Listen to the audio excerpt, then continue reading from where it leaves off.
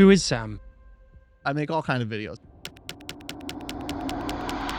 Well, let's talk about your relationship with YouTube. How can I make my name a name in YouTube? Peter McKinnon. He's the guy.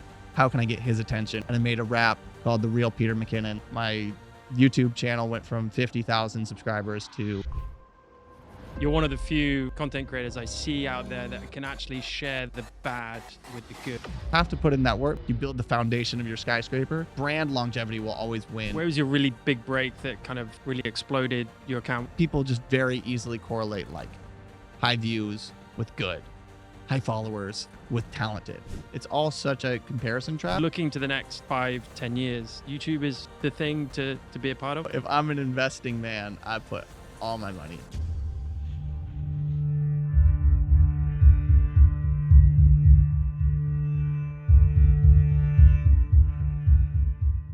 Sam Newton, I'm welcome here. to the Move podcast, man. Good to have you. Thanks for having me, man. Welcome to Bali. Welcome back. Oh yeah. How long are you in town for? I got 2 more weeks left, but I've been here for just under 3 months now. Yeah. It's a pleasure to have you. I wanted to start with like a kind of a weird intro, because what I love most about you and your content, there is some quirkiness in there. There's a lot of humor and a lot of fun. I wanted to start off with staying creamy. All right. What does that mean? Give us an explanation. I love for people who have no idea who I am. No. Just that's the start. Yeah. Man. So I have this kind of shtick in my videos where I wear a turtleneck, and a lot of them, like a white cream turtleneck. And me and my buddies, Luke, who's been on the podcast, Luke Jackson Clark, we went on a trip to New Zealand in 2019, and it was one of the most like bro road trips you could ever plan. It was me and 5 buddies, and we got a minivan and we road trip New Zealand, like the south coast of New Zealand. And I was like, wouldn't it be fucking funny if we all bought like white cream colored turtlenecks and just wore it the whole time and made like a travel edit in these turtlenecks. And so I went to H&M, and I remember buying 5 in all the different sizes, and the lady looked at me super weird, and she was like, do you want all of them? I'm like, yes, I want them all. And we made this video, and I was wearing this kind of cream colored turtleneck. Or we just filmed a bunch of stuff. We weren't planning on necessarily making something. And then my buddies surprised me with a video, which is still live on my channel. It's called The Search for Art, which is like a fake mockumentary, like David Attenborough style video where I'm like running around in this cream colored turtleneck trying to find out the meaning of art. It's really fucking dumb. It's as stupid as it gets. But it kind of created this bit where I wore this cream turtleneck, and it caught on where I had this turtleneck now from that trip. And I was like, well, this is a funny, like ironic little turtleneck. Why don't I wear it in the next video? And I made a video called Cameraman, which was one of my first like raps that I've ever made about cameras that blew up. And then I made another one where I ended the video and I said, stay creamy. And just like, I'm in the turtleneck, I'm like, you got to stay creamy. If you got the cream turtleneck. And then everyone thought it was the funniest thing ever. And it just kind of grew legs of its own. And then now I love it because it's kind of taken on different meanings throughout the year. I end all my, I'm a YouTuber. And so I end all my videos with stay creamy. And it's kind of fun because it's weird, and it kind of gets your attention of like, what did you say? And I do like that kind of element of being weird and being different. And that's kind of the new meaning that stay creamy is kind of attached to. Yeah. There's some metaphors in there. Yeah. There's some deeper meaning. I'd love to think it's that deep. Mostly it's a bit just of fun. Yeah, exactly. Yeah. You talked about, I mean, we can talk about a lot of your videos and your style and your message and how it's evolved over the years. But, art is a strong word that I think comes up with everyone. But, I know you battle with content creator, YouTuber, filmmaker, artist, whatever it might be. Where do you see yourself at the moment as an artist? And what does, you talked about the video of like the meaning of art. What does that mean to you? Yeah, I mean, that video is probably a bad example because it wasn't really breaking down the meaning of art. Mockumentary. Yeah, right? exactly. Man, art to me is like, I love what I do. I love YouTube because it gives you the capacity to do whatever you want. And it's such a beautiful platform. And you can see it in so many different ways. You could see it as like this. It puts you in a box and you have to focus on the algorithm and you have to, which a lot of people do. But I try to see it in this, like, you have all this freedom. You can do whatever you want. You can create a community. You can kind of really do anything. And as an artist, that's so freeing. And I think the cool thing about YouTube is you can create a connection with the people watching your video. You have this really rare opportunity for them to know who you are. And so as an artist, you get a little bit more leeway to try different things as long as you've built that connection. And so as long as they know Sam and they know who I am and they're like, it's just a buddy of mine who I watch on the internet and I love watching Sam, then I can make I make all kind of videos. Travel filmmaking is kind of my main thing, but I've made, like I mentioned earlier, I make music, which is kind of like a Lil Dicky style raps about cameras, is kind of niche. But then I'll also, yeah, I have my travel edits. I have edits about like my life and kind of what I'm going through. And then when I'm kind of in a down part of my life, I still try to document that. And I think as an artist, it's really, really freeing because I never feel stagnant. And I'm like, if I want to make a song, I want to make a song. And if I want to make an emotional travel edit, that's what I do. And I think that to me is what art truly is like pouring yourself into your work. And as long as you're really excited about what you're making, that's just, that to me is art. And you're really just like moved when you're making it. And that's kind of my core ethos, if I'm using that word correctly. And like my North Star is like when I'm creating content, when I'm creating films, when I'm creating in general, like I want myself to be moved fully to whatever emotion it might be. If it's a stupid fucking video, I want to be laughing. I want to watch it back in 5 years and be like, that was so dumb, but have this same smile when I'm talking about it. Or if it's a serious video, I want at the end when I finish the edit to be watching it back. And if I'm like in tears in my own film, I know people will have that same connection. And that's kind of my main goal, is just to have a genuine reaction to my own films. And if I have that real connection and have that real emotion myself, then I know my audience will have that same connection to the piece. Where does the passion and the enjoyment come from those making those videos in the down moments? Because you're one of the few content creators I see out there that can actually share the bad with the good, or the more kind of solemn parts of your life with the highs, the more lows Yeah. with the highs. Making things is how I process a lot of things in life. So it's really cool to be able to have this platform. And like obviously I want to be as transparent. I think it builds a connection with my audience even more if I'm like, yo, my life's kind of shitty right now. I'm not in a good place. I'm in a weird spot. And if I say that, then people are like, whoa, respect. And then that next piece that I make that might have a cryptic voiceover to it, and now has a little bit of meaning to it, and people can connect to it a little bit more on the human level. So, I think it's kind of important to me, at least. Not everyone has to do it, but to be relatively transparent. And my life's on the internet. And so whether it's the good and the bad, I try to share as much as possible, as authentically as possible, because my biggest goal as somebody who does have a whole lot of his life on the internet is to be the same person when the camera's rolling as when the camera's off. And I really, really value that, where I'm trying not to put on a front. I'm trying not to, I can play things up a little Mm. bit, but like I really try to be the same person. And so whether life is amazing or whether life is down, I try to just be as transparent as possible with that. Yeah, I think that's the biggest connection you have with your audience, and that's what people appreciate. Hmm. I would imagine, certainly, I do watching it. But Hmm. who is Sam then? Who's the real Sam, and what is your background, and how did you kind of become this Sam that we see on YouTube and that's constantly evolving, obviously. For real. Who is Sam? That's a good question. That's a question I'm still trying to figure out every day, man. Who's Sam today? Yeah, who's Sam right now?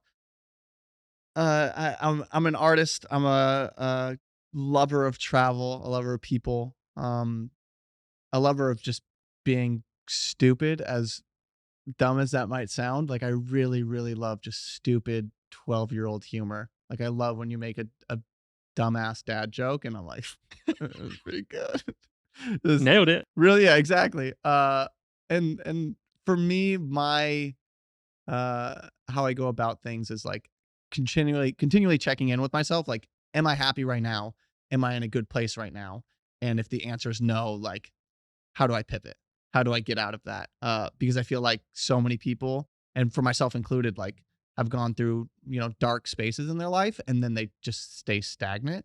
And for me, it's like to really figure out who you are and come into who you are. It's like, hey, if you're in a high point, you got to assume that's not going to last, and you have to be able to pivot. And it's the same thing with being down. Like if you don't move and you're stagnant in your life and you don't change anything, like nothing changes if nothing changes, So sometimes it's really important to just have those check-ins with yourself and yeah, just constantly evolve and constantly become the person that you know you can be. You give me an example of one of those moments.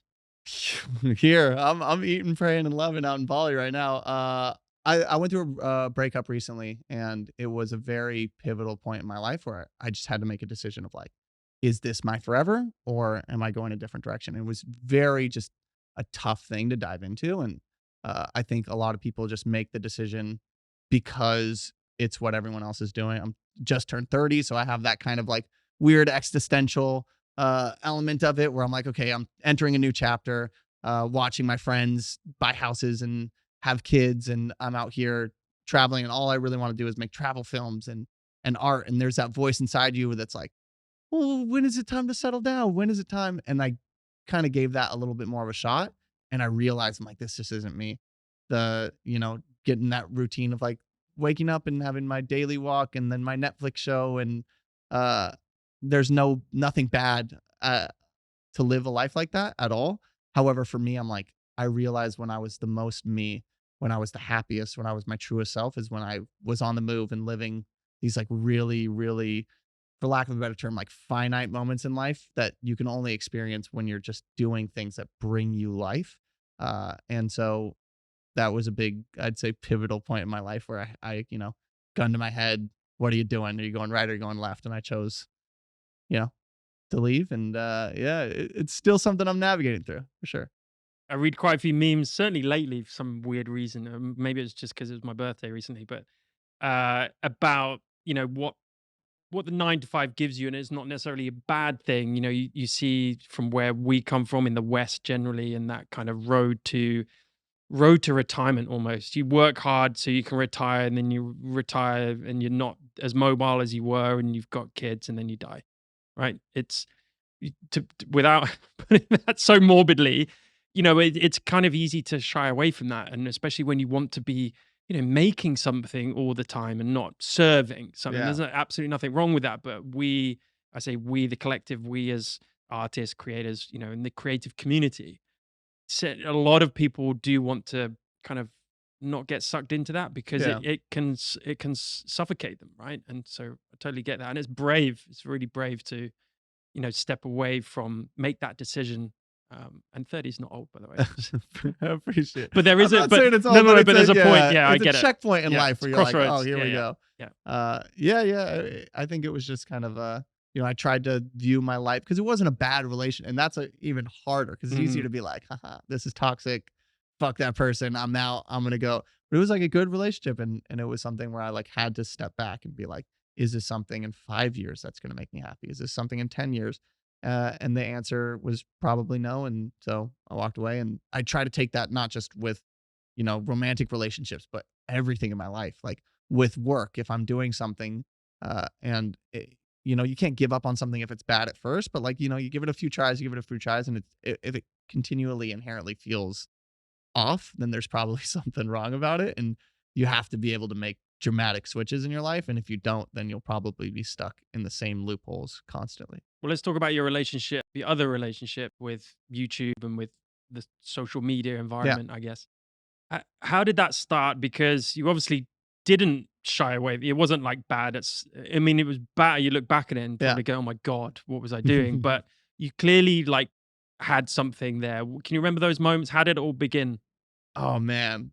It's about I came from a very and like I feel like it would be awesome if more people took this approach, but it's harder now because of how like instant everything is with the algorithm and with but I came from a very privileged start with my creating career because it was genuinely just this was in 2012 when I first started. So there were no algorithms. Instagram had just started. Everything was chronological. Instagram didn't have videos.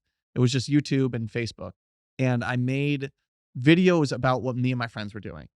And just like January 20 or like fall of 2012, my senior year of high school, January 2013, January 2014. So January, February, all of 2013, I made monthly videos about my life. And it was just me and my friends just going off with the GoPro doing stupid shit. Like if I was at a soccer game, we'd just be in the crowd. I'm like, ah. And I was just making those videos for myself and for my friends. And they'd get like 100 views. And I was purely coming, I started from this place of just pure, genuine excitement to hit record and make something. And it's such a rare thing now because everybody's constantly comparing. And there was no one for me to compare myself to. There was no one for me to be like, oh, how many subscribers do I have? It was just like, oh, send it to all my friends. Boys, I made this edit. How fun is this? And then I saw it build on itself where it's like my friends would watch, and then my friends' friends would watch, and then my friends' friends would watch. And I'm like, oh, wow, this one random video got 300 views instead of the normal 50 that I get. And then my sophomore year of high school, I got asked by a sorority at the or of college. I got asked by a sorority to make a video, like a recruitment video. And this is in 2013. Now sororities, they have like full media company. In the Really, United States, it's a weird thing it's a that we whole do. brand. Yeah, college in the States is odd. But yeah, sororities, uh, for those who don't know what a sorority is, it's just a group of just college girls that come together. And I made this video for like one of the most, attractive sororities. And I made it for like $150. I bought a camera at Costco and returned it after I I made the Nice. video.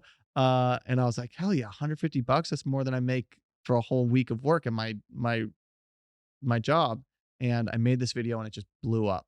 And I became, from just making videos for me and my friends to now like, oh, I can make money doing this. And in college, just started getting asked by a ton of different clubs on campus and other sororities and other different local businesses to make videos for them. And I went to UC Davis in Sacramento in California, and that is not a creative arts school. It's not like USC or UCLA, where they're known for their film programs. This is an agricultural science school. Nobody made, nobody did photography or videography, but it was a huge blessing in disguise because I dominated that market when I was a 19-year-old, because since nobody went there for those majors, nobody did it.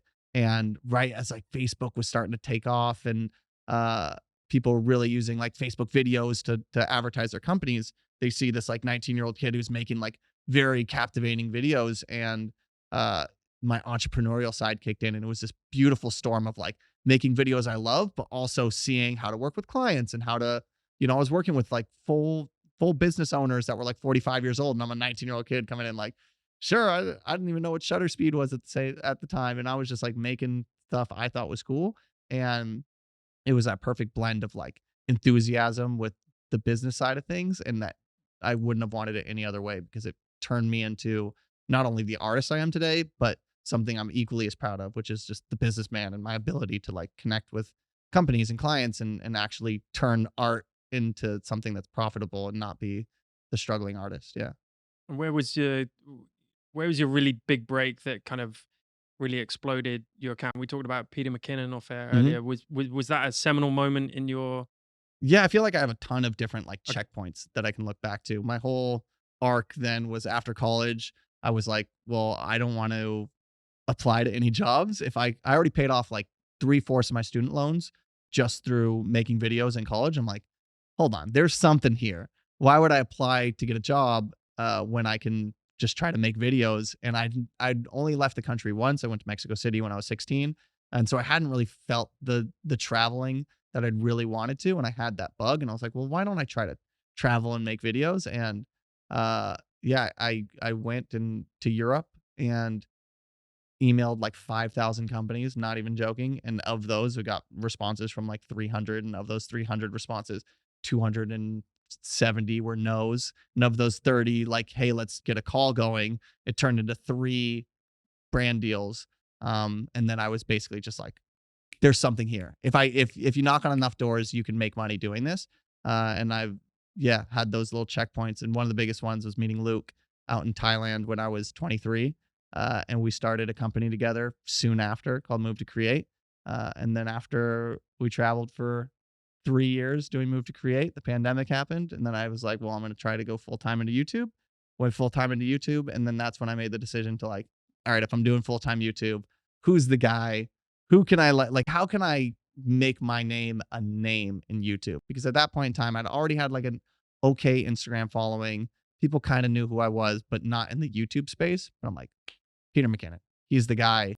How can I get his attention? Or at the very least, like, have him know who I am.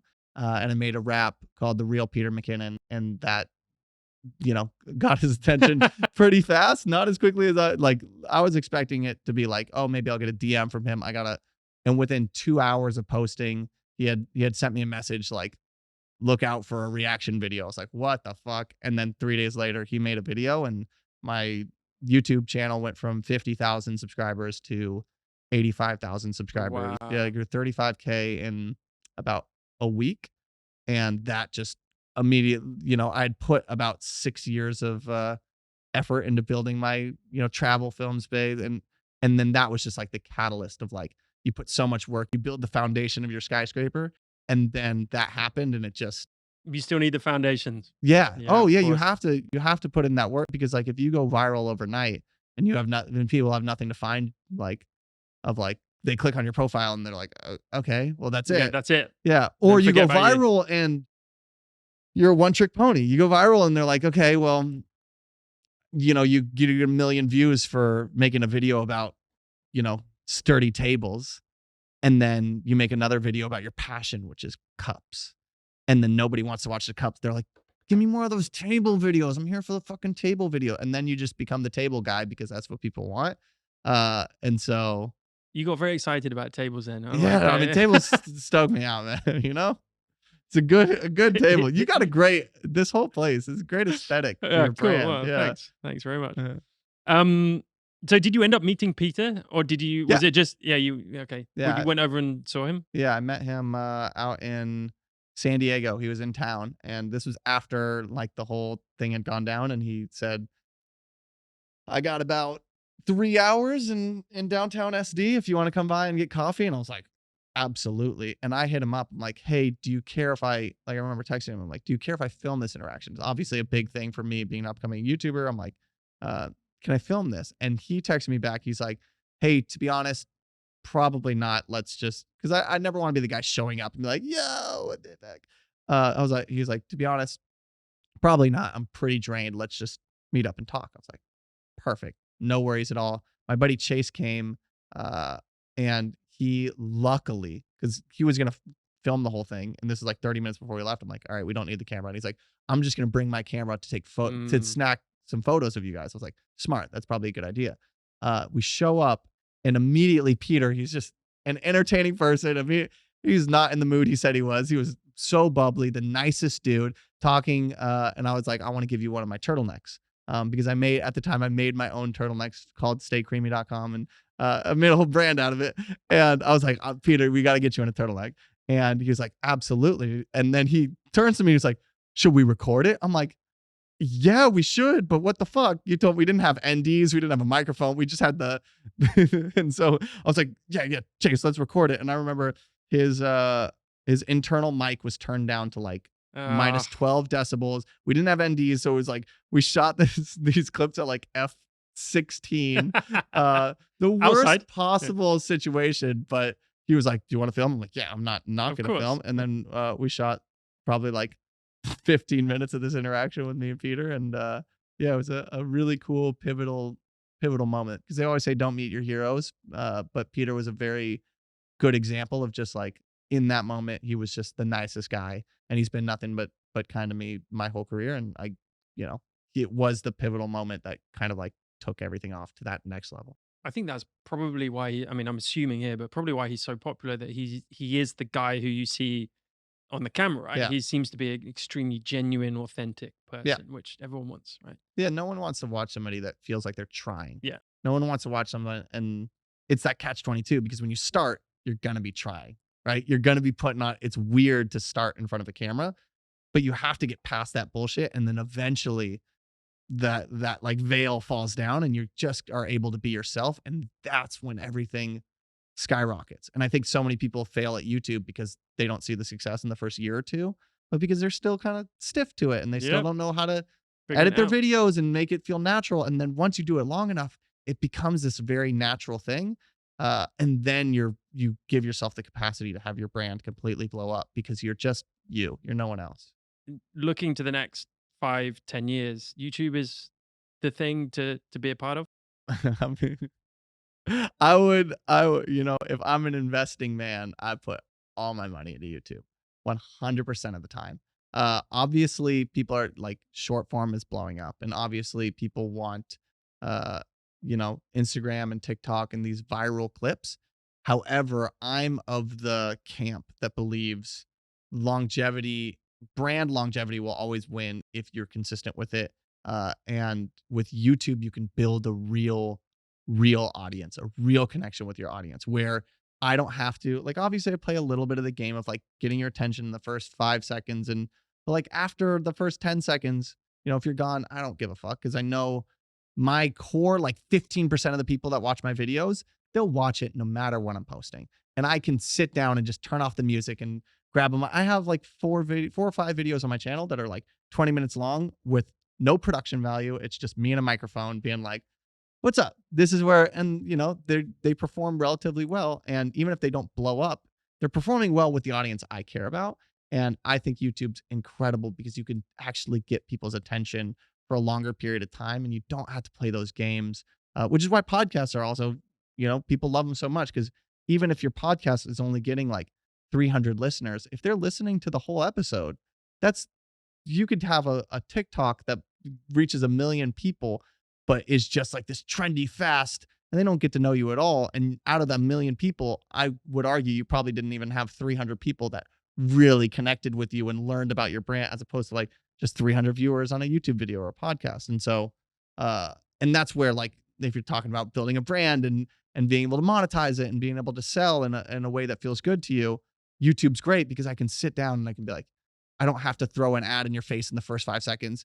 Whoa, this is why it's cool, yada yada. I can just be like, hey guys, and I just spent 5 minutes making this incredible video for you. Take 60 seconds. Let me talk to you about XYZ brand. Why do I think it's cool? And I could just talk like a normal person. Mm, I don't have to put on this front. And it's a very like, it just feels good and feels right liberating. to me. Yeah. Yeah. Why do you think then that your followers follow you? I like to think I do things slightly differently. I like to think I have this level of like genuineness where not necessarily saying I'm an inherently genuine person, but genuineness meaning like I keep myself the same on camera and off camera. And I think that connects a lot with people. And I think my ability to not be afraid to kind of really dive into the subjects that matter to me in like an intense way. So if it's like a cinematic, like I'm going to write a voiceover and I'm going to write it as powerfully as I possibly can. Uh, and not be like ashamed to be like, oh, that was maybe a little cringy or maybe a little like people just love when other people go all in on things. And every time I do like a video, I really, really commit to it and I go big. And even if it doesn't like the people that did watch it can at least look at it and be like, wow, I respect the effort. Or like if it was a joke or a funny video, they can just, even if they didn't find it the funniest video ever, they can be like, holy shit, I see somebody doing what they love who put so much time and effort into it. And I think that resonates wildly with people. Because in a world that just feels so fake and inauthentic, when you can make stuff that feels good to you and genuinely, like when I post, I'm like, that felt good. Or like I said earlier, when I'm making an emotional video, if I'm at the end and I'm crying and I'm like, "Ooh, fuck, that hit." I know when people watch it, they're gonna have that same reaction, and then that connection will build naturally. And I don't have to like try to ask myself, how do I connect with my audience? It's like that just you're being you and you're doing the things that you really want to, and you're talking about the things that you're really passionate about. For me, it's tables. Uh, and then people catch on. Yeah. Yeah, I always say the same thing. It's like if if you focus on your own passions and your own interests, the likelihood is there are hundreds, if not thousands, of people with the same Mhm. curiosity, same passion, and will follow you on that journey, right? And even if it's not the same passion, even if they don't give a shit about tables, people love watching people be passionate about Yeah, things. yeah. Like when I talk about making things, when I talk about creating, I get amped up and I get like because it's just what I love talking about. And people love that. People love when they see other people excited about things. And especially like I said on YouTube, when you build a little bit of a connection, I can then be like, so many people follow me for like cinematic travel films. And then I can make a song. They might be like, all right, that was a little immature for me. That's not what I want. I want something a little bit more powerful and moving. And out of nowhere, this guy drops a turtleneck song I have an entire song called "Stay Creamy." That's a whole music video, and the What is whole he? Why is he telling me to stay creamy? What does that mean? the Like whole what? music video, the whole song is called "Stay Creamy," and it's just a bunch of puns using cream, uh, and it's pretty dumb. But I think the people that watch my other videos can see me and that enthusiasm transferring to all these things, and I'm very passionate about everything that I do, and I think that that resonates. Pretty much the only thing that connects Stay Creamy with The Last Paradise. Yeah, exactly. Just the enthusiasm and the production Yeah, quality. it's me Yeah. specifically, and that's why Yep. YouTube's so cool because it's the creator is the navigator, and you can connect with the person, and then the person can go out and do whatever they want, and people are like, "Cool," because that's Sam. But I still think there is an element of production quality that you have to bring to the table because people people love people want to watch something that's well done. I mean, Yes. certainly me watching a video is like, yeah, I 100% agree with that passion. Like, clearly you've got passion in these certain subjects, but doing that well, doing Yes. it with skill and talent and artistic quality that elevates it to some, even if, like you said, it's not something I'm that interested in, Yeah. I'll watch it because it's artistic or it's, the production quality is flawless, right? You don't even notice that, oh, there's a story being told here. So I think that has to be part, if you can't Somewhat. talk about the same thing and it's just a guy in his garage, But I like, feel like you could. I yeah, feel like if you have that enthusiasm and there's YouTubers out there that yeah, don't yeah, that there's I mean, that's the beautiful thing about YouTube is you have like filmmaker YouTuber, and then you have people that just film vlogs on their cameras or on their iPhones and get millions of views, and they're just like, "Yo, I'm out here doing this." And the reason why people connect with them is just they're genuine, enthusiastic people that are showing what they love. And it's a little bit of that blurred line. I'm a filmmaker, so obviously, I'd hope people are like, "Oh, his production value is incredible," and like on top of all these. But I think there's so many. Why is there like 16-year-old vloggers that go crazy and yeah. blow up? Because people are just like, because they don't think about like, "Oh, am I being authentic right now?" It's just they hit record and they're like, "Today I'm doing this," and people are like, "Wow, that's my friend. This is real." And so, to be able to like lower the barrier of connection with people is really important. But isn't that Uh, because we live in a society that enjoy that's just a longer form of the short form, if that makes sense? Nothing against vlogs at all. yeah, yeah, yeah, I don't really watch them, not really into them. And Peter McKinnon yeah. used to do a lot of vlogs, right?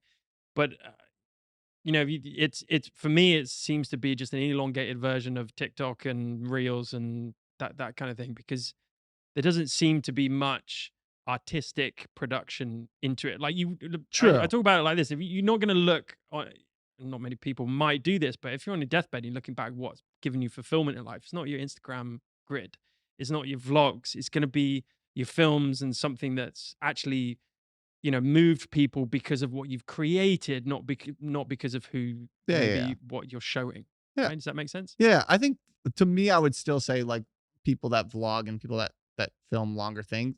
I just love when it takes a lot more effort to like put anything long together Yeah. than short form. And so I see as an artist being like, okay, it might not be the most artistically wowing thing, but you're not just keeling over to like the here's a 5-second clip of a drone shot and hopefully this trending audio and it Got blows it. up. But yes, as an artist, like me personally, it sounds like you too, and I'm sure a lot of people watching. It's just like you have to have that decision with yourself, like what kind of artist do I want to be? And I'm not one to be like this isn't an art form or that's not an art form, and like I feel like anything could be considered a specific art. People that want to go viral and that's their whole thing, like I'm going viral. Maybe you could twist that in a way where it's like an art form to try to connect with this many people. I'm not necessarily, but as that's just not me. I wouldn't personally say that's what I want to do, and I wouldn't personally. I think art should be something that comes from a place of like, I want to make this and I want to put this out there, and I need to put this out there, and I don't give a fuck if it like an algorithm pushes it because for me as a filmmaker, it's a great checkpoint of like, if I make this film right now, in 20 years when I watch this film back, am I going to be Mhm. smiling about it? Am I going to be laughing about it? Is it going to make me cry? Is it going to move me at all? If the answer to that is no, why am I making it? Yeah. Because that's almost always going to be the number one way to vet whether I want to make a video. If it's a travel film that I'm like, I can watch back in 15, 20 years and be like, I did that and that was so powerful. And I can't believe I went, then I'm going to make it. If it's a funny video that I'm going to be like, that was so dumb. I can't believe me and my best friends at the time put that much time and energy. Or if it's a like a emotional video. You know, I've made videos with my grandparents and about my parents, and like just at the end, I'm like crying the whole time, and I'm like, no matter how well this performs, I know in 20 years I can go back to that video that I made with my grandma and like, yeah, have that same reaction. So Yeah, yeah. Well, good for you. I think that's a great kind of litmus test for whether you want to, make a piece of art or not. If it's because you've got to have that intent, you've got to have that purpose and passion. And going back to what we're talking about with, the virality of today's society and the algorithmic society that we yeah, live in, and I get that art is so subjective, and art can be snobby at times. Like, we band around this word called art, and we yeah, want to think that we're artists. Well, what is art? Who can define it? I've never really heard anyone define it properly. But when you talk about kind of when some people talk about the art of going viral or the yeah, art of yeah, yeah, making like short form content blow up, right? That is for me like we've got to remember the responsibility we have of what we're putting out there, right? Are we trying to make the world a better place? Now, that's not anyone. That's most people's first intent is not to go, well, I want to make something that's going to, yes, some people, obviously, some amazing people, but it's a selfish, pursuit, right? We want to make something we want to make hmm, that's going to move us, and then hopefully that will inspire and impact other people. But we have to be conscious, in my opinion, of that impact. Like whatever we put out there is going to affect people either for the better or for the worse. Like, yeah, and so I just don't, the art of virality, I don't believe in. I don't yeah, think trying to go viral is a a good self kind of positive intent yeah. for the I mean, society generally. what I meant by that is like I try not to be like that person isn't an artist. I try not to label people Judge them, as yeah. such. Uh, but I mean, like you could have the breakdown of like, all right, Mr. Beast. I don't like Mr. Beast videos personally. They're not for me. I hate that. Like, I'm trying to grab your time. I'm trying to, but there is this weird, and again, there's the weird, like, if you want to talk about art, it's oddly artistic and how he was able, like, if art is the ability to captivate people and it might be in this weird Yeah. fucking neurological way. And again, this is a very It's meta science more than yeah, it's a art. very meta conversation. But I think there is in my mind, there is an element of art to everything. Some things I wouldn't consider as much, but yeah, that's what I meant by that. Because I wouldn't want people to be like, oh, I'm a beauty vlogger.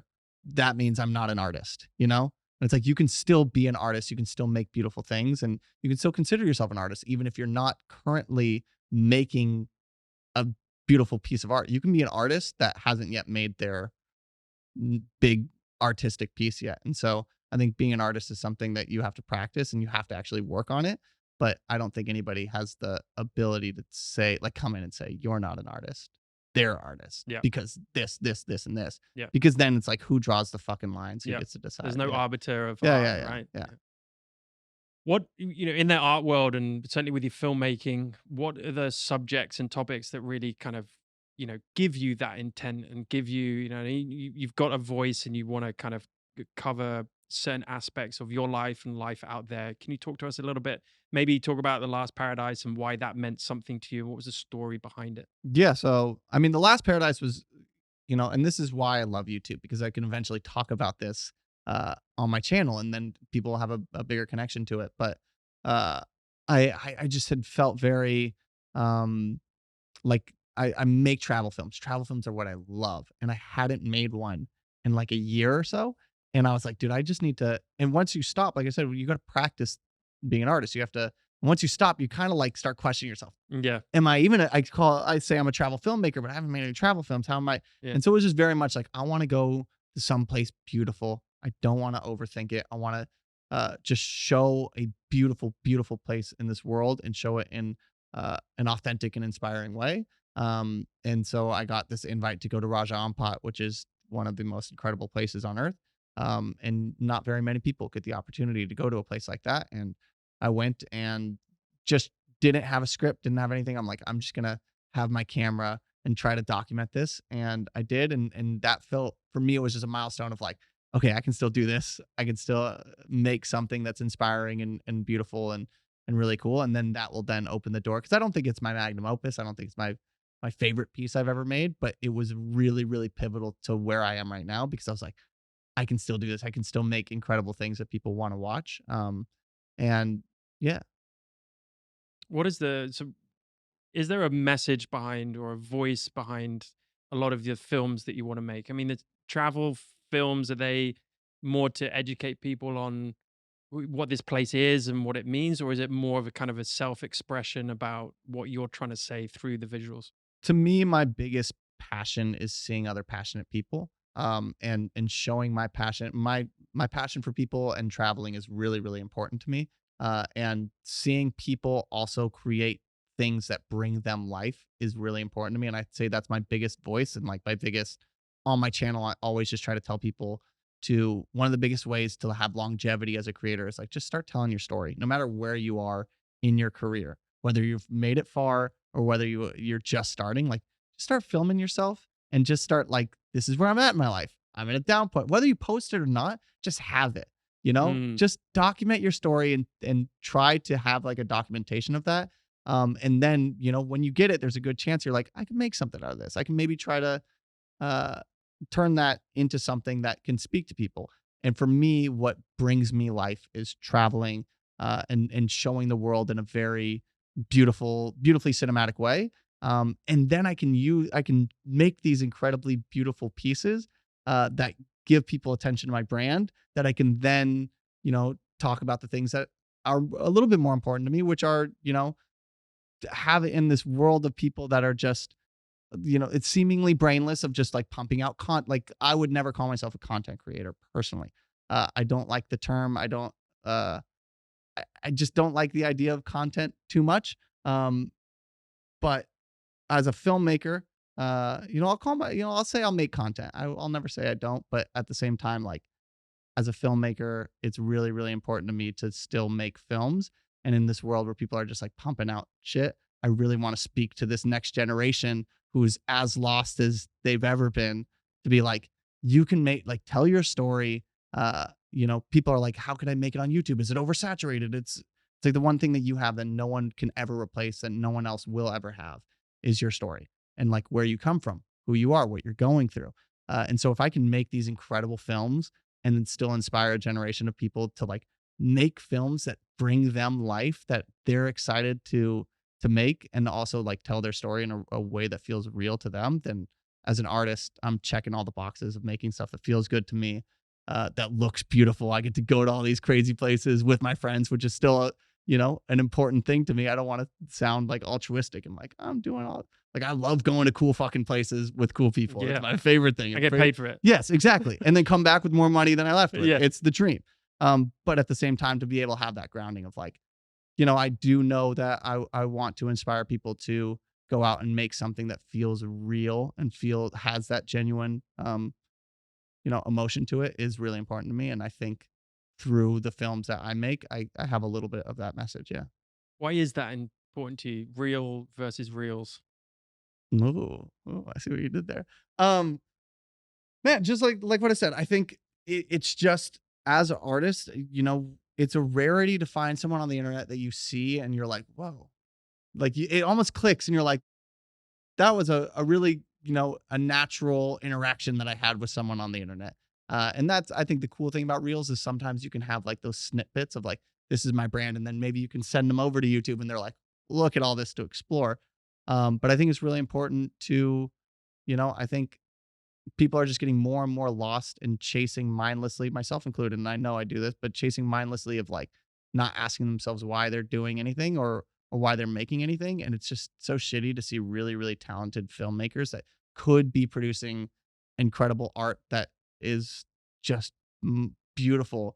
And they're just making stuff that's like very obviously like just shit posting. How can I get the next click? How can I get all the shares? And, you know, some people like it and some people, Why is that though? Is it just for the money or for I don't know. attention I or think a for lot of people don't ask themselves why, like when it happens. And just as someone validation? as somebody who's been shouted out by Peter McKinnon, I've had, when I made that cameraman song that I was talking about, I remember waking up and, I think I had like 10,000 followers more in like 2 days because of the amount of shares. And this was before the algorithm blew anything. It was just purely people being like sharing it with people. And then I grew just this past year. I posted one reel and grew 100,000 followers from one reel, which is wild. Yes. And as someone who's had all of those moments, it's like crack, dude. When you have that, like, oh my God, this is amazing. It feels good. And then I can imagine as a creator who that's consistently their life and they post, they never are able to step back and be like, is this what I want to be posting, or am I posting this because people are like engaging it with like crazy with it? And so to be able to step back and be like, all right, I thoroughly do love this is really important. And I think with short form content, it doesn't often give you the ability to do that because people are constantly telling you to grow. Full irony here. To grow, you have to post every day. You have to make it's got to be 5 seconds long. You have to post every day. It's got to be right in this need. There's all these fucking rules. And I posted one. Granted, I've been traveling for 7 years. I've been a filmmaker. I have a brand already. I have incredibly beautiful footage. But I made one reel talking about who I am and what I do, and I gained 100,000 followers. And I'm like, so maybe you don't have to follow all these rules. To No, yeah, the yeah, marketing yes, tool as well yeah, to tell people that. mhm, But and I mean, I totally agree with you. But it's difficult. We're sat here with good followers, and we've not that we haven't worked hard to get to a certain point, yes, but I understand why people chase the algorithm. It's too scary to not, right? To put all that time and effort and money into creating content, whatever that might mean, but creating stuff that you're going to put on social media platform, whether that's YouTube, TikTok, Instagram, fuck, what else is there? yeah. Yeah. And then run the risk of not being able to get it seen, But right? like, So what? Like, if you're loving, if this is what you're meant to be doing, like, you have to. I understand like I said at the beginning, I came from a very, very privileged place of like not only where I come from, what I look like, all of those other factors, middle class family, and there were a lot of things that lined up for me that helped my success. But I think one of the biggest ones was just it came from this place of like, I want to make videos. I'm gonna do it. And I think so many people are like putting this immediate pressure of like, I've started my Instagram account and I've made 400 videos and they haven't blown up yet. It's like, well, then why are you doing this? Do you love making these videos, or is yeah, this just an ends to a mean? Like, yeah, is this just to get you paid? Is this just to be a job for you? And I think if more people came at this approach of like, I gave myself a 6 month runway, I saved up finances, I have 6 months, I'm going to make stuff that just I'm excited about making. I'm going to make a spec ad for a company that I would really love to work with. I'm going to make something. And if more people did that, I think more people would end up with that long term success that they would want. Because I feel like in order to be successful as an artist, not only financially successful is a very important thing, but like you have to feel good about what you're making. And I feel like you can, in the short term, blow up and go viral and then easily burn out within a year because you're like, this fucking sucks. This doesn't feel good at all. This doesn't. So if you start from a place where you're like, I love doing this, I don't care how much money I'm making for the next 6 months, uh, then I feel like you can have a much bigger opportunity for success. the cliche of enjoying the process. Yeah. Because if you don't enjoy the process, A, you're not going to do it for a very long time. B, the, the satisfaction you get that is like last for milliseconds of the likes and the views, like, and then it's gone. Like, oh, well, next thing. I Yeah. want twice that now, and I want twice that now. But if you don't enjoy the process, you're not going to enjoy any of that. All the people I know that are really successful, they're addicted to life. And they like, it's who I am to wake up and make something. It's not something I question. It's not something I've ever been like, oh, I have to, like, am I going to make a YouTube video or am I going to make a film next month? It's like, what film am I going to make? Yeah. And that's not because it's my job. It's what I've been doing far before I was paid to do it. And I think that mindset is something that's really, really hard to come by. But a lot of the people that I've met that are very successful are the people that just don't.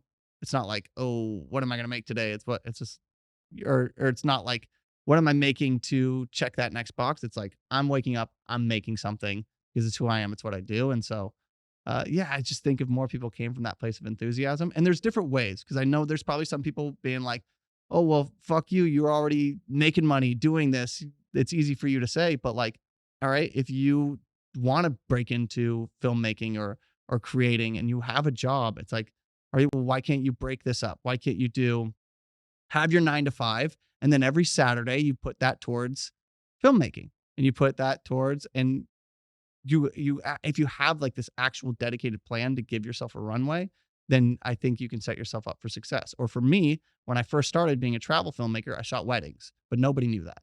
And I would make all my money shooting weddings, and then I would travel for 6 months, and I'd make all this travel films, and I'd end up in the red losing money making travel films because all of my money was coming from this wedding business, but I was a travel filmmaker. I was making videos that I really, really loved, and that kind of propelled me forward. So I feel like if you can create a path and really give yourself, make it very intentional, you can create that space to create the life that you want to live. It also And a lot takes of time, right? I yes, mean, it takes years. It's not yes, like even in the kind of the viral yeah, society we live in where one could pop off, but to actually build, and most of that is you learning to be better, right? Is being shit, being less shit, being even less shit, and then being less shit that you could probably call yourself good, right?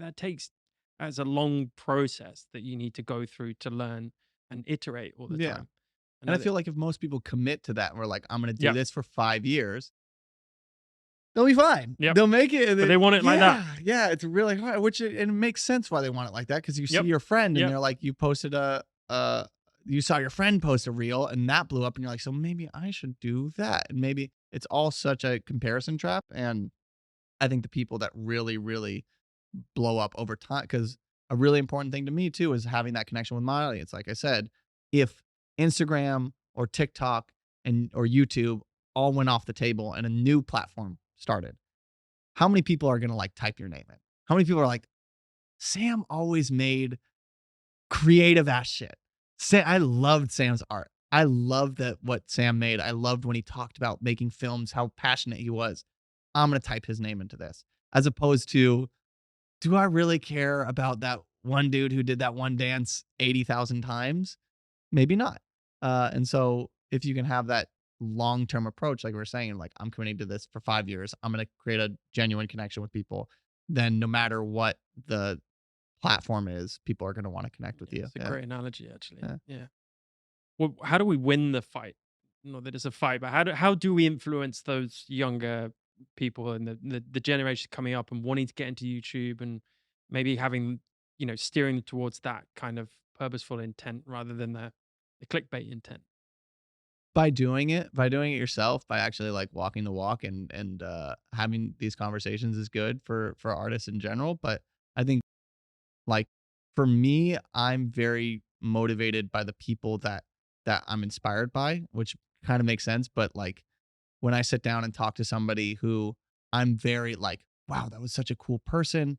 I love their personality. Like, if it clicks, then I'm kind of like, oh, what are they doing with all the things in their life, not just creating? And so it's really important for me to like look at the people that I'm surrounded by and be like, wow, like Luke, again, my best friend, he makes the most incredible things. He's a just genuine person, and he doesn't have to fake it. And so if Luke were to tell me like, it's really important for me to be real on my and tell my story in films, I would be like, I love Luke. He's a genuine person. If he's telling me this, there must be some substance to it. And so I feel like the more you express it, and the more you tell people to just make films that bring them life, and make art that brings them life, even if it's not writing or getting you paid immediately. If you're doing that enough, like, you're going to be fulfilled in the long term because, again, regardless of if the video blew up or not, you have this piece that you can look back and be like, I did that. Mm. This is my second biggest video on my channel is an office tour, which has the second most views. Oh, people And love I'm that, never don't gonna, they? yeah, Yeah, oh, they love it. but I'm never gonna look back at my office tour and be like, I fucking did that, man. I made that office tour, dude. Get a great I table. showed them my desk setup, dude. It was sick. It was so cool the way I laid out my monitor with the lights behind it. It was wild. So there's definitely, and I think people just very easily correlate like high views with good, high They followers do. with talented, Yeah. high, and like that's just not the case at all. And most of the time, the pieces of work that I make that have connected the most with people aren't even close to the ones that blow up the most. which is really important to me because I'm like, okay, sure, it didn't get a million views. It only got 10,000 views or 20,000 or 30,000 views. But those people of those 30,000 views, you look at the comments, there's 1,000 comments. And like, that's a crazy, like, that's how many people it impacted. And then yeah, who's not John Bellion? There's a British singer that's blowing up right now. I don't know who he is. In I'm the trying. charts? Yeah, yeah. No, he does all this. Jacob Oh, Collier. Jacob Yeah, Collier. yeah, yeah, Yeah, yeah, yeah. yeah. He said in a podcast where he was just like, it's not about how many people I reach. It's of those people, how many did I truly inspire? And Yeah. to me, I'm like, that's just the perfect quote to just encapsulate like, depth besides width. Where you're like, all right, even if it's a small audience, am I really, really connecting with that small audience? And if the answer is yes, you don't need a huge audience to make it, quote unquote, in the artistic world. Because if you have an audience that's truly dedicated, the 100 true followers or 1,000 true followers or whatever, Thousand True Fans, yeah, yeah. 1,000 true fans, 1,000 true fans. I Thousand just True had an Fans. aneurysm It's right there. getting on. Yeah, it's so true though, right? So It is really true, but it's very difficult to see wood through the trees, right? mhm. When you're starting out, especially, and that's who I worry about the most is without being too generalist or generationalist. Is that a word? Sure, But there's yeah, always a word for something nowadays, right? I was being over 40 now. I'm like, the youngsters, they don't know anything. Of course they do. They know a lot more than me. But one thing it's very easy to walk into the trap of is what we've been talking about, right? Mhm. It's being on your phone all day, being glued to Yeah, yeah. everything, right? Especially social media. How many likes did I get? Like checking all the time. I know people that like will check every 10-minute post, check every 10 minutes how many likes did I get. Like Mhm. that can't be right.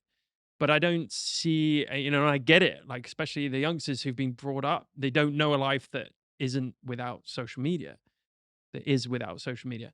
So I get it, I understand it, and I empathize. But I don't see a way to kind of get through to them, especially that thousand true fan thing, because you can say that and just go, oh, shit, that's bullshit. I want Yeah. 100,000, right? And I get it, but I just don't know how to get it through to them, right? Other than people like you and hopefully podcasts and people who are able to listen and watch and learn, willing to learn, Mhm. and that's half the problem, isn't it? People willing to educate themselves on the deeper meaning of these things, and If everyone in the industry is saying if you stick with it and really love what you're doing and you stick with it long enough, you'll be all right, then there's probably some truth. And there's luck involved in everybody's story, and it's not going to work out for everybody. But if the longer you stick with it, your odds keep going up and up and up, yep, then there's probably some truth in that. yep, And I know it's really frustrating to hear the grass is greener when you stick it out when you're starting. But if you're starting and you're coming, like again, I was making videos with my best friends, and I didn't ever think about like, I started early, which was amazing. I was lucky. I was in college. Everything was paid for by my student loans, so I didn't have to worry about it yet. And so I just making cool shit with my friends, and it was from this genuine place of enthusiasm. And I know a lot of people don't have that. However, you can still have that enthusiasm. That enthusiasm isn't bound to an age or a place in your life or a you can make films about if you have children. And a lot of people are like, oh, you're so lucky you get to travel the world. I can't because I have kids. Two things. I didn't tell you to have fucking kids. That's not my problem. The second thing is you could still make film. Like if the kid is what you really, if you're yeah, passionate about being a dad, you can make passionate films about like being a dad and yeah. raising children. And like, it's not like the passion dies when you're doing it. It's like, if you wanted to be a family man, that's your decision. Like, how do you build on that? How can you make it? Yeah. What does the next few years look like for you? What does the future look like for Sam in terms of filmmaking, YouTube, brands? We haven't even talked about Move to Create, but Yes. Still working that out. I know one thing is I wouldn't say my channel's hot in terms of like I'm getting millions of views, but like right now, where I'm at in my career, brands want to work with me. I have a good audience. I have a good connection. I'm in a very awesome spot in my career. My next short term goal is kind of to just rake it in, taking advantage of where I'm at right now, make as many things as I can and save up. I want to make a good amount of money to set my future family up to set. I want to be able to like sit back when I'm 35 or 40 and have systems in place and be like, wow, thank thank you, 30-year-old Sam, for doing the things you did. So right now I'm definitely in my grind. Like I want to make some money. I want to set myself up financially. I would say that's kind of my current situation in life, but still making I'm it's such a cool spot to be in because I don't have to bullshit people. I can make things that I truly love. I can talk about the things I truly love. They can come to my channel and then I can create revenue off that. So it's an incredible situation that I'm in. But I also know YouTube in a month could just be gone. Hmm. And so, and I might have to start from it. So I'm like, okay, right now it's hot and I can make the money I want to make. I'm going to take advantage of that in the short term and then from there kind of reevaluate because I'm not a big believer in 5-year plans because if you would have asked me what my 5-year plan was 3 years ago, it would have been way, maybe a 1-year plan because I'm like, all right, if I'm happy here, where do I want to end up by the end of the year? And then I can reconsider and re-navigate and Yeah, go and from there. as Yeah. I mean, as self-employed creators as well, it's like you don't know how long that train is going to run for, right? So, and that's where burnout comes in. It's Hmm. like, well, I need to keep taking these jobs because I don't know when it's going to end, right? It Yeah. might end tomorrow, it might end in a couple of years, but I'm going to take it as I can get it. I can see that danger as well, Yeah. but it's a good, at least good to have goals, not necessarily like plan your Yeah. life out Yeah. for the Yeah. next 5, 10 years. Yeah, I feel like I have burnout just like everybody else, but right now I'm in a very I'm inspired. I want to make things. I really truly do. I'm not it's not coming from a place of like I need to make the money, but I like want to make things and I see this opportunity of like I can spend this next 6 months really grinding and making really cool things and also making money and also going to the coolest places Yeah. in the world. Like I have 1% of 1% of 1% of the history of humans have the opportunity that I've been given, which is really, really insane. I can buy a ticket to anywhere I want in the world in a week and go there and make a film about it and then come back. And that's just, yeah, I recognize how privileged I am in that regard. I know how much I've worked for it, but also I'm in a really rare position. And I feel like it is almost, a disservice to people that didn't get to that point where I'm like, I want to experience this. I want to show the world to people that can't see it in the same way. And I want to inspire that next generation of people to have that same passion and enthusiasm.